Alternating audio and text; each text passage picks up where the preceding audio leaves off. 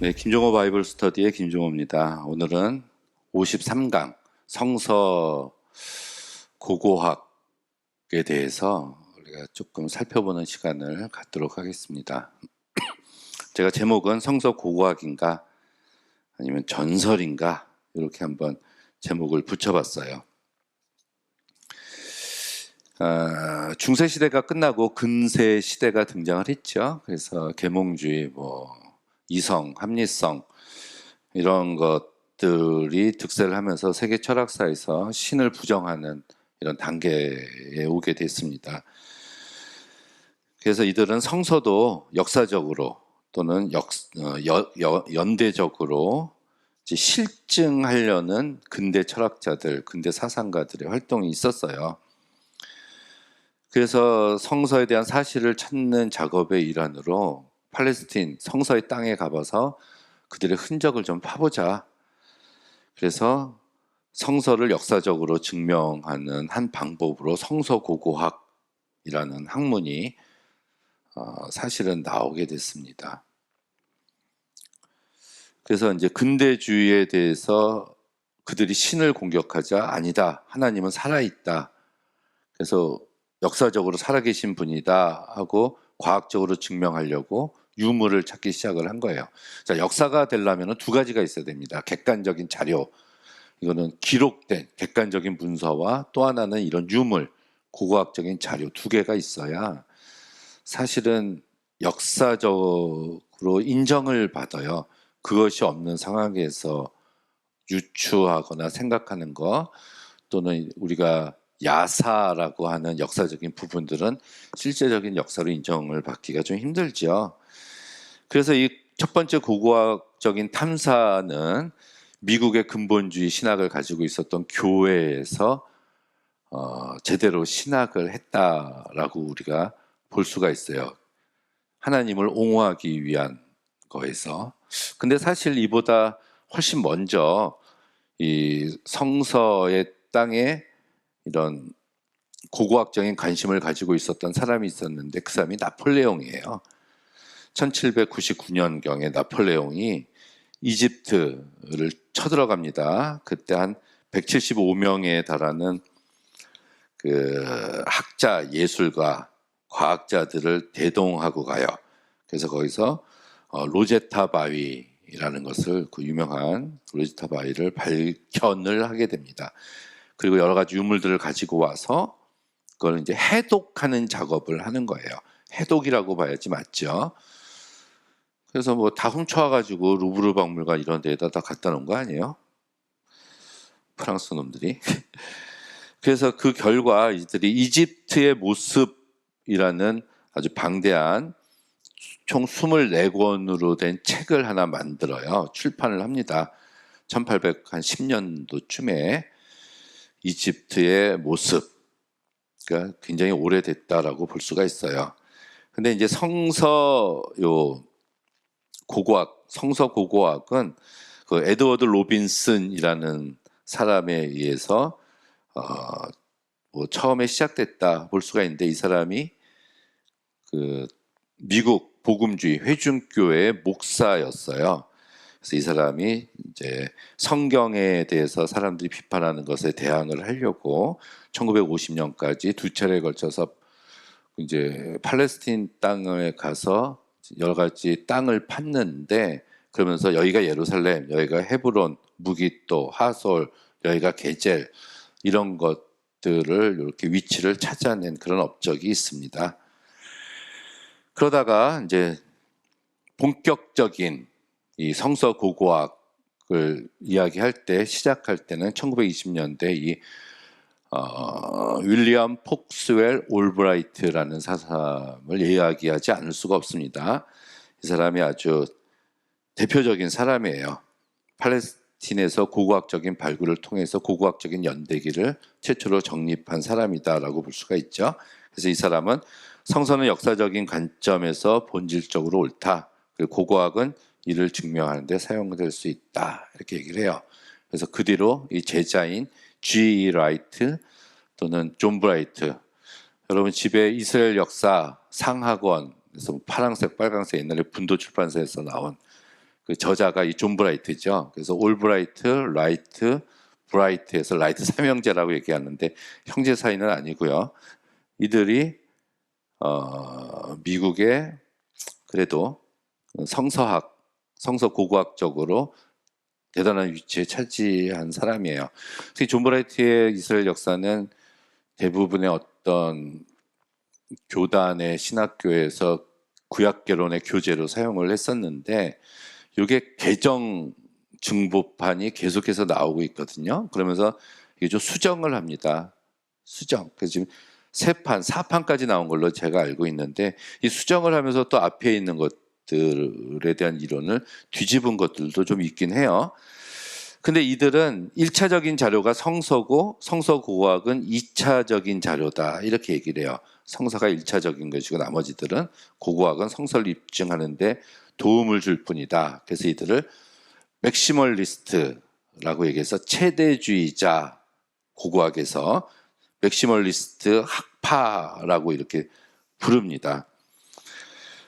이제 고고학적인 발굴이 성서의 역사성을 입증하는데 도움이 된다라고 주장을 하는 사람이에요. 그래서 구약 성서의 역사에서 필수적인 상황이 되는 모세의 출애굽이나 여호수아의 가나안 정복, 다윗과 솔로몬은 실제로 있었던 사람이다. 이렇게 얘기를 해요. 그래서 대표적인 주장이 가나안 정복설인데 이 올브라이트는 초기 정복설을 주장을 하는 사람입니다. 또 군사 정복설이에요. 초기 출애굽설이고 이제 완전 정복설. 그러니까 여호수아 군대가 군사를 이끌고 가서 군사적으로 가나안 땅을 점령했다. 파괴하고 정복했다. 이 팔레스틴 고고학과 성서라는 유명한 이런 책을 썼습니다. 그리고 다윗과 솔로몬 시대 때 가장 번성하고 화려한 시기를 입증할 수가 있다 이렇게 얘기를 해요. 그래서 이 올브라이트의 이 말이 이제 2차 세계대전이 끝나고 이스라엘로 돌아온 건국한 이스라엘 사람들에게 아주 큰 영향을 끼쳤습니다. 그래서 건국 이데올로기를 형성하는 데 지대한 영향을 끼쳤고 그래서 사람들이 굉장히 많이 좋아했죠.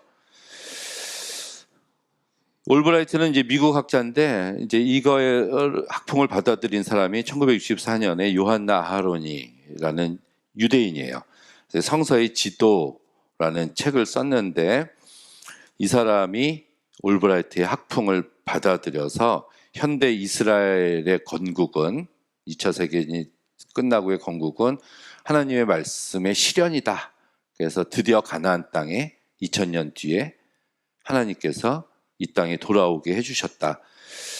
그래서 1960년에 나온 엑소더스라는 영화 있어요. 폴 뉴먼이 주인공인 그 영화. 굉장히 오래된 영화인데요. 거기에도 유럽에 살고 있었던 유대인들이 박해를 피해서 팔레스타인으로 이제 입성한 현대 이스라엘의 건국자들, 우리가 시오니스트라고 부르죠.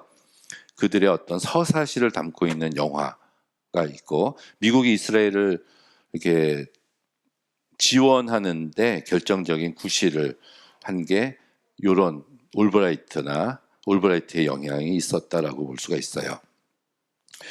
그래서 이제 이렇게만 되면 아무런 문제가 있는데 그런데 시간이 좀 지나면서 문제점들이 좀 나타나기 시작을 한 거예요. 이 최대주의자, 맥시멀리스트들, 올브라이트와 그의 제자들이 성서를 옹호하기 위해서 좀 무리하게 성서 고고학적인 발굴을 발표했다는 얘기입니다. 예를 들어서 여리고를 파다가 불탄 벽돌이 하나 나왔단 말이에요. 그럼 그 벽돌을 들고 미국 교회를 돌아다니면서 여리고성에서 발견한 불에 탄 벽돌입니다. 여호수아가 여리고성을 점령했습니다. 이러고 이제 강의를 하고 다녔단 말이에요. 헌금이 무수하게 많이 거쳤겠죠. 근데 문제는 이게 그 시대의 불에 탄 벽돌인지 그 후에 아니면 그 전에 불에 탄 벽돌인지 사실은 그거를 증명할 수가 없었다는 얘기예요. 뿐만이 아니라 이건 애매모호함인데 오히려 성서 이야기와 반대되는 이런 고고학적인 유물들이 좀 나오기 시작을 했습니다.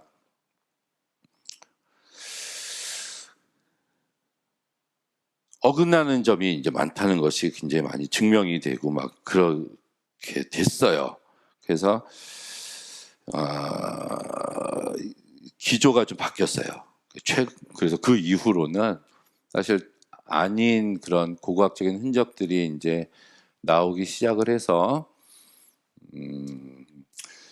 성서 고고학으로 이제 성경을 옹호하는데 이제 한계점이 있다라는 것을 이제는 시인을 한 상태고, 그래서 명칭을 바꿨습니다. 성서 고고학이라고 얘기하지 않고 시리아 팔레스틴 고고학, 그리고 더 나아가서는 거기만 있는 게 아니라 고대 근동의 고고학, 그래서 니얼 이스턴이라는 용어를 써서 고대 근동의 근대 이제 고고학이라는 그런 용어를 로 이제는 바뀌었다라고 보시면 됩니다. 이제 이렇게 된 게 뭐냐면은 올브라이트 학파에 반대되는 사람들이 여러 등장했는데 그 중에 한 사람이 이제 핑켈스타인이라는 사람이에요. 근데 사실 이 핑켈스타인은 이제 땅을 파고 들어가서 유물을 찾아내는 사람이 아니라 사실 지표 탐사를 한 사람이라고 볼 수가 있는데, 아무튼 이 사람이 2000년 전후에서 이제 무기또 같은 데를 굉장히 많이 연구를 해봤어요. 텔아비브 대학의 고고학 연구소장인데, 그렇게 많이 해서 이제 발표를 했는데 하고 보니까 다윗하고 솔로몬에 대한 그런 유물과 흔적들이 너무나 많이 부족하다. 다윗 시대 때 예루살렘은 굉장히 이제 산촌, 산 위에 있었잖아요. 아주 조그만 도시에 불과하다. 그래서 성서 2000년대 이런 것들이 막 뉴욕 타임즈지 이런 데 막 발표가 되고 막 그래가지고 미국 기독교계가 아주 큰 혼란에 빠졌습니다. 이 사람이 쓴 책이 그 발굴된 성서 이런 책을 썼어요. 발굴된 성서. 그래서 거기 내용을 보면은 출애굽한 백성들이 가나안 땅에 정착해서 이스라엘을 건국한 것이 아니라 가나안 땅에 있었던 사람들하고 연합했는데 가나안 땅에 기존에 있었던 사람들이 훨씬 더 많다. 뭐 이런 얘기들. 그래서 모세의 출애굽이나 여호수아의 가나안 정복설들은 굉장히 축소했고요. 우리 성서에 보면은 뭐 시나이 반도에서 유프라테스까지 솔로몬이 다스리던 땅이라고 얘기하고 있는데 그런 것들 뭐 다 부인했어요. 예루살렘의 영화 같은 것도 없었다. 그래서 다윗 왕국은 남부 유다 남북 산악지대에 있었던 조그만 국가에 불과하다. 뭐 이런 식으로 이제 발표를 해가지고 문제가 됐습니다. 그래서 이 사람들을 그 반대로 해서 그 미니멀리스트, 최대주의가 아니라 최소주의자, 미니멀리스트라고 이렇게 얘기를 해요. 아까 올브라이트의 반대죠. 이 사람들은 성서를 1차 자료로 보지 않고 오히려 고고학적인 다른 자료들을 1차 자료로 보고 성서를 2차 자료로 보는 사람들이에요. 최소주의자라고 이야기를 하는 거죠.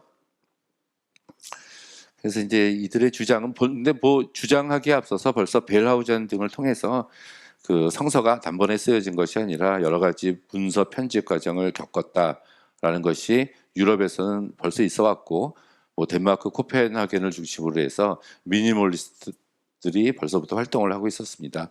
그래서 이들은 신명기 역사서를 더 옹호해서 사실은 요시아 왕 시대 때 프로파간다 선전 기법의 일환으로 유다 요시아 왕의 왕권 강화를 위해서 이제 그때 성서 작업 같은 것들이 이루어졌다라고 주장을 하는 겁니다. 근데 여기서 윌리엄 데버라는 훌륭한 고고학자가 한 사람 등장을 합니다. 이 사람은 그럼에도 불구하고 성서의 각종 사건들에 대한 고고학적인 증거는 희박하지만 그럼에도 불구하고 성서 고고학을 통해서 구약 성서 역사의 실마리를 잡을 수 있다라고 얘기한 이제 훌륭한 고고학자가 이제 한 명 등장을 해요. 그래서 이 사람의 논문이 굉장히 많습니다. 윌리엄 데버. 이걸 기억을 해야 돼요. 자, 사실 고고학 팔레스타인 지역의 성서 고고학에 대한 역사는 1920년으로 따지면은 100년 정도밖에 되지 않았고요. 그리고 그 방대한 그 지역에 발굴을 했지만, 근데 예비 조사는 많이 이루어졌지만 발굴 작업이 이루어진 곳은 약 한 200개 정도, 그러니까 전체 한 6,000개 정도를 해봐야 된다고 이야기를 하는데, 그 중에서 한 200개 정도, 그러니까 3% 정도만 발굴 작업이 시작이 됐고, 대규모로 아주 정확하게 발굴이 작업이 이제 된 그런 곳은 여리고를 비롯해서 한 30개 정도밖에 아직은 되지 않는다고 해요. 그래서 이 발굴을 지금은 미국에서 성서고고학 해가지고 이 작업을 하지 않고 이스라엘 정부에서 합니다. 그래서 전 세계 사람들 중에서 제가 이제 이거 해보고 싶었거든요. 자기 돈 내고 가서 몇 달 동안, 뭐 6개월이나 1년 동안 이 중에서 한 군데 가가지고 파는 거예요. 계속 이제 노가다를 하는 거죠. 노가다 하면서 뭐 요만한 거라도 하나 발견되는, 자기 돈 내서 자기가 숙박비, 그 창가비 다 내가지고 한 1년 동안 이제 그 작업을 하는 건데, 아직도 이제 수많은 사람들이 이제 모이고 있어서 이스라엘 정부에서 이 일을 합니다. 요즘 뭐 전쟁 때문에 안 하고 있겠지만, 그래서 이게 저도 뭐 윌리엄 데버와 같은 생각입니다. 성서고고학이 그래도 희박하지만 그럼에도 불구하고 성서를 역사적으로 우리가 볼 수 있는 실마리를 제공해 주는 것이 고고학적인 학문이기 때문에 이것을 우리가 완전히 없앨 수는 없다. 그래서 이제 다음 강의에는 구체적으로 발굴된 것들이 무엇이 있는가, 제가 10개 정도를 뽑았거든요. 그래서 팔레스타인 지방에서 지금 발굴돼 있는 것들, 이것은 어떤 거다라는 것을 소개하는 그런 시간을 갖도록 하겠습니다. 네, 감사합니다.